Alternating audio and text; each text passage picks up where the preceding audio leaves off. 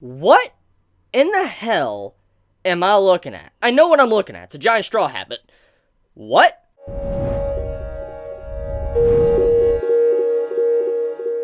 So, yeah, let's talk about the elephant in the room. The giant straw hat at the end of this chapter of One Piece. What could it mean? What value is this giant straw hat to the Celestial Dragons? Now, there is a couple of things I do want to point out with that final part of the chapter. Number one, besides it just being locked up in a vault and all that in a big staircase, there also is apparently some form of cooler. It's in a refrigerator. You can see by the environment that there's a lot of ice and frost on the walls, which reminded me a lot of like Impel Down. How, Impel Down was done with, a certain level where it was nothing but like ice hell.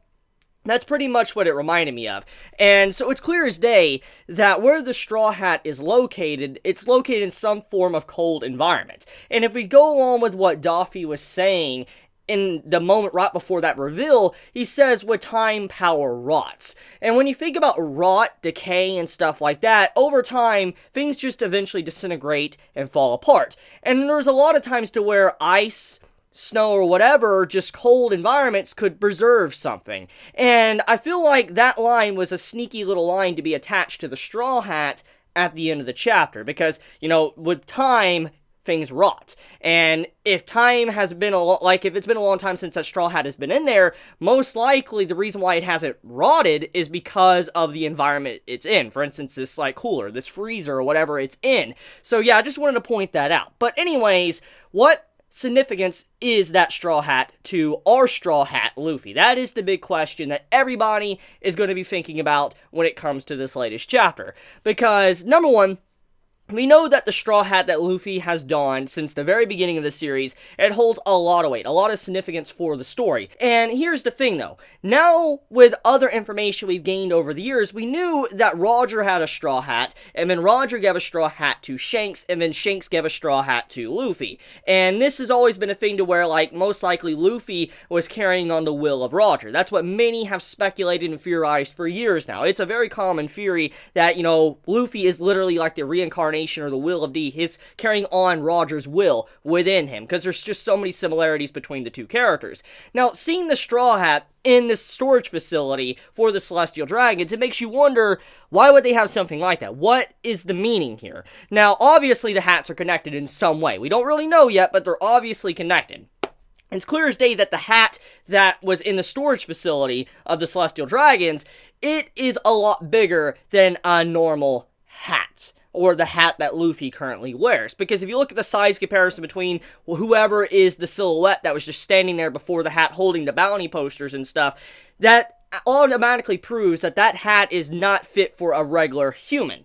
So either a giant, an abnormally large human, or a fishman. One or the other. It's definitely for something else entirely. Someone else very massive wore that in the past. Now, I've already seen a couple already talk to me about this on Twitter. They were messaging me like, Chibi, do you think that the hat most likely could be Joy Boy? Could the hat potentially be his original hat or something? Since there's been a lot of speculation that Luffy also is connected to Joy Boy, and Gold Roger was also connected to Joy Boy, and they were both carrying on his will. It wasn't just Luffy carrying on Gold Roger's will, but also Joy Boy. This has been a theory for a long time as well. And I saw many saying, Chibi, do you think that the hat could be Joy Boy's?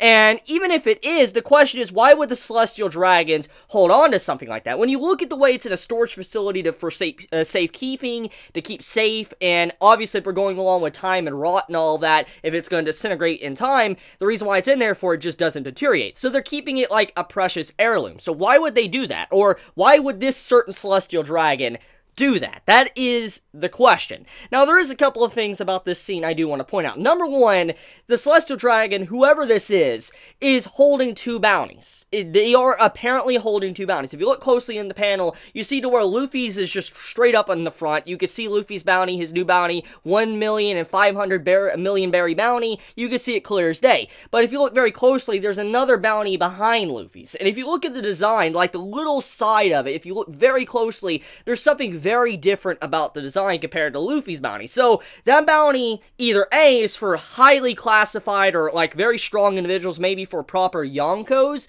or most likely that bounty's from an old era, very ancient and old era, maybe Gold Roger's era, or maybe Joy Boy's era. We really don't know, but if you look at the bounty behind Luffy's, even though we can't see the name, the design of it is clearly different, so that is a big question that many of us have to wonder about.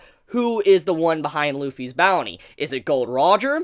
Is it Joy Boy? I mean, who is it? I mean, honestly, for it to be a character that we don't know anything about, I feel like that would be a waste. So Oda is obviously hiding that bounty because we most likely know the person. Maybe not know their face, maybe it could be Joy Boy, but as soon as we see it, be like, oh crap, you know, it'll just completely shock us. So I feel like it's most likely Joy Boy or Gold Roger, but there's another potential theory here, and this is something I talked about a while ago, and I know many have discussed it and all that in recent chapters too. It is a pretty common theory as well, that, there is a potential possibility that Luffy's mother is a celestial dragon. It's something that has popped up time and time again as well. And when you look at this character that's holding Luffy's bounty and all that, going down into wherever this storage facility is, and you see the Straw Hat, obviously to carry a bounty down there, there's a couple of things you could speculate. Either A, this celestial dragon, man or woman, whoever it is looking at this hat and notices that there is a connection between this hat and Luffy, because you can see the Straw Hat and Luffy's bounty poster.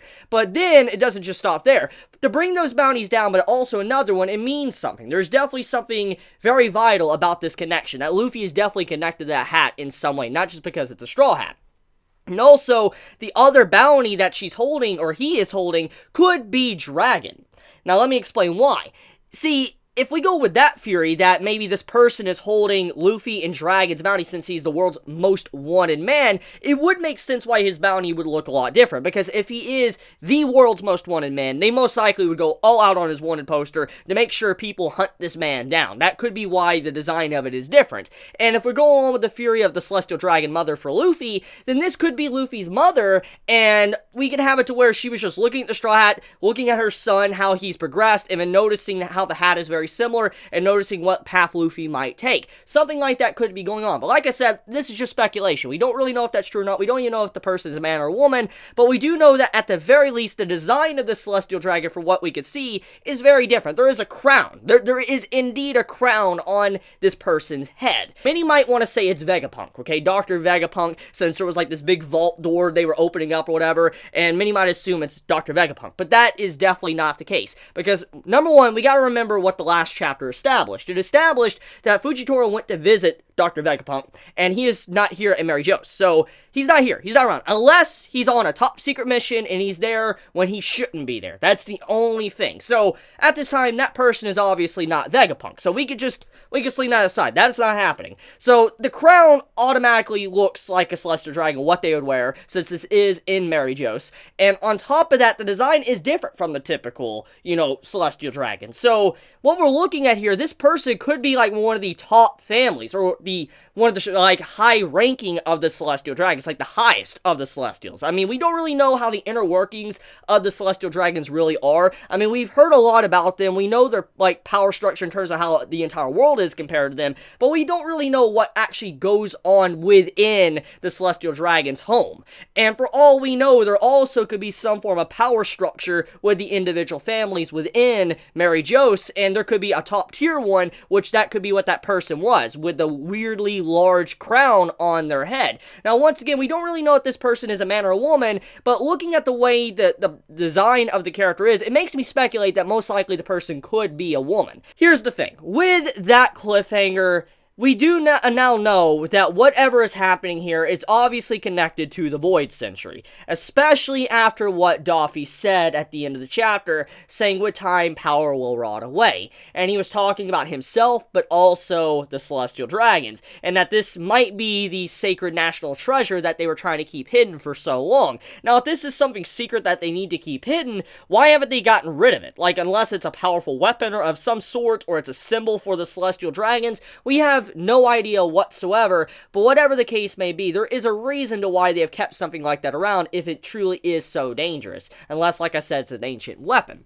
Now, anyways, let's get into Doffy for a second. So Doffy, he's in this chapter, and when you know the man's in the chapter, you expect some pretty good stuff. And we come to find out that he is in the lowest level of Impel Down, level 6, and he's in solitary confinement. For instance, nobody is around him. He's in his own personalized cell. Nobody is around him. And if we remember from, One Piece Impel Down arc, we knew that in Impel Down, like, level 6, that there was a bunch of prisoners in the same cell. But for Doffy to get this special treatment, something is definitely off. And on top of that, too, Magellan apparently is doing this to protect Doffy, which that right there is very interesting, because apparently Doffy is very aware that with his presence being in Impel Down, it's only a matter of time until he's assassinated, until he is just ended. And the reason why is because he knows a lot of secrets about the Celestial Dragons, and if he was to spill the beans, well, that would be really bad for all of them, so he has to keep secret, but obviously they don't trust him, and so now it's the perfect time to kind of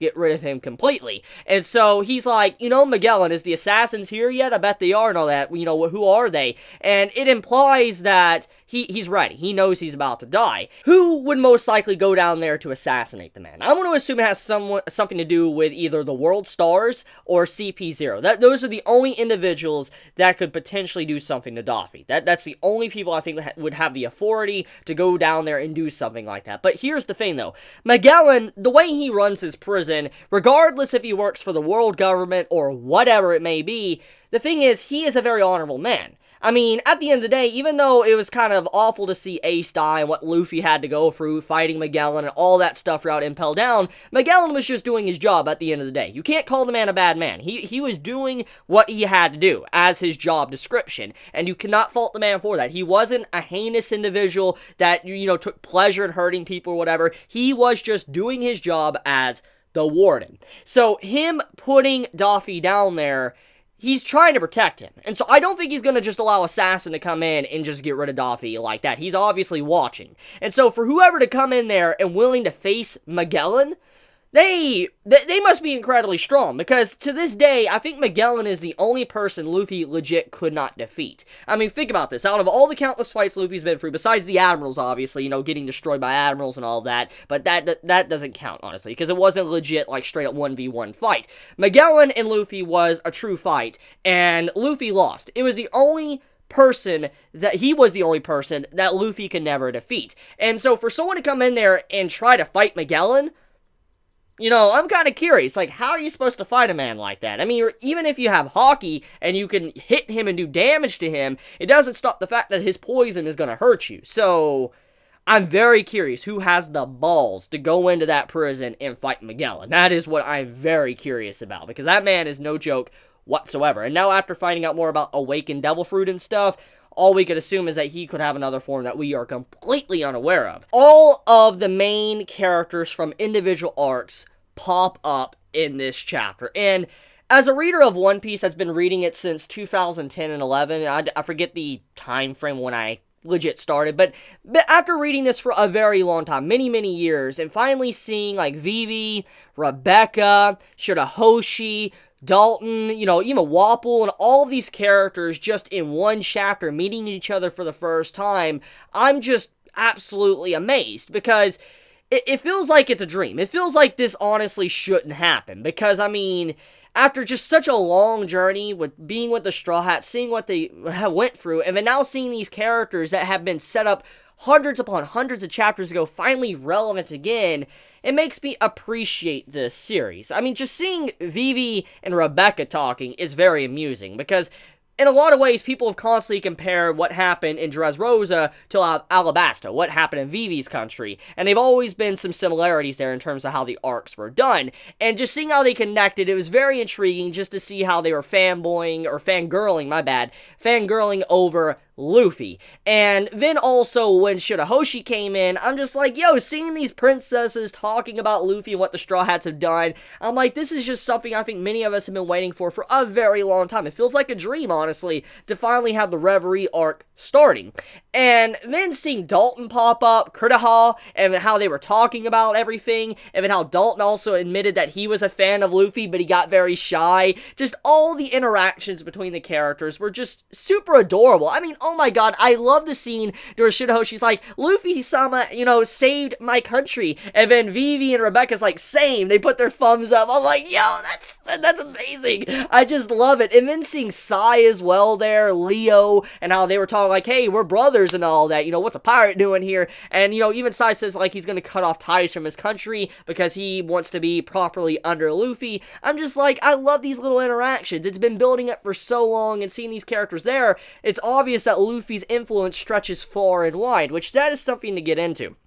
There is an obvious conflict that is building up within this chapter, and I feel like is going to be one of the big subjects of debate for the upcoming events of the Reverie arc. See, in this chapter, it's very subtle, but a celestial dragon with binoculars was looking at Shirahoshi. Now, this celestial dragon that we saw in the chapter is the exact same celestial dragon that caused a lot of problems a long time ago when the Straw Hats separated, when they had to save Kami. And it seems like he hasn't obviously learned his lesson, or hasn't lost his fascination with mermaids, because he was there looking at the mermaid princess. And judging by how his personality was when Luffy punched him and all that, we could assume that this man is probably going to do something heinous and try to get Shirahoshi as some form of pet. That's what I'm assuming. And if we look at it like that, from that context or viewpoint, most likely the Celestial Dragons, since they think they're a lot better than everyone else, anyone that's even royalty or affiliated with the world government, they still believe that they're beneath them, and they believe that they are on top. They are gods. They are true humans. And so, because of this, I feel like that Celestial Dragon, or that part of the Celestial Dragons, is going to try to get Shirahoshi, and then the countries that are kind of working together, or countries that, like Luffy and are friends with Shirahoshi, might stand up against the Celestial Dragons to get Shirahoshi back. Something like that, I think, is going to happen, to where, like, okay, example, the Celestial Dragons, they come in, they grab the mermaid princess, maybe nobody knows what happens to her, she's just up and grabbed, and nobody knows, she just disappeared, and all of a sudden, you have it to where the Revolutionary Army, they come in, they uncover the truth of what's going on with Shirahoshi, they stop the Celestial Dragons, they get her back. Neptune, obviously, he's going to get extremely angry, he is not going to put up with that, any of the fishermen are not going to put up with that, and then on top of that, with Vivi and Rebecca and Dalton and all of them being affiliated with Shirahoshi now because of their connection with Luffy, obviously, they're going to stand up and fight with Shirahoshi to get her back, and with the Revolutionary Army, regardless of however they feel about the Celestial Dragons. They're definitely going to defend their friend and comrade in arms. So, Luffy has a strong following there. And because of that, I feel like if the Celestial Dragons do anything heinous, it's going to cause a major dispute to where many different capitals of the world, like for instance Alabasta to Fishman Island to Sakura Kingdom, all these countries, Dressrosa will rise up and say they're separating from the world government and work with the Revolutionary Army. I see that potentially happening if Shirahoshi is captured by the Celestials. So there you go, that's food for thought that is building up behind the scenes with the chapter.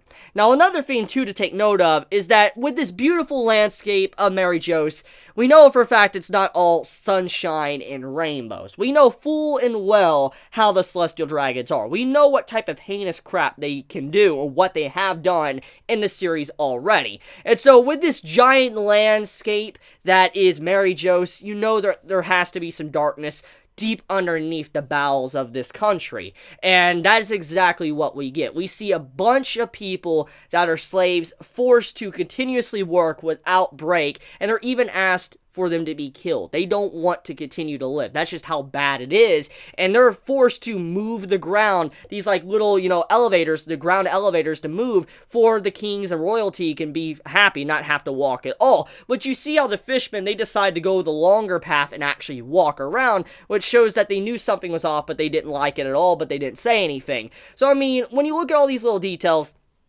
this entire country was obviously built off of heinous things, or slavery, and it's probably very similar to what happened in Dressrosa. I do feel like Rebecca, most likely out of everybody, she's probably going to notice this first, because her country was at one point ruled by a Celestial Dragon, which was Daffy. And in a lot of ways, what we saw in Dressrosa most likely could have been like a prequel to what we could probably expect in Mary Jose. It was kind of like Oda testing the waters to see how he could handle Celestial Dragons being the ultimate villain, and how, they could potentially be taken down, or how the public eye would view them, that he most likely was testing stuff in that arc. And now, finally getting into this, it's kind of like all that setup and build up in that arc is finally coming into, fruition. We're finally getting to see it in the foreground of the story.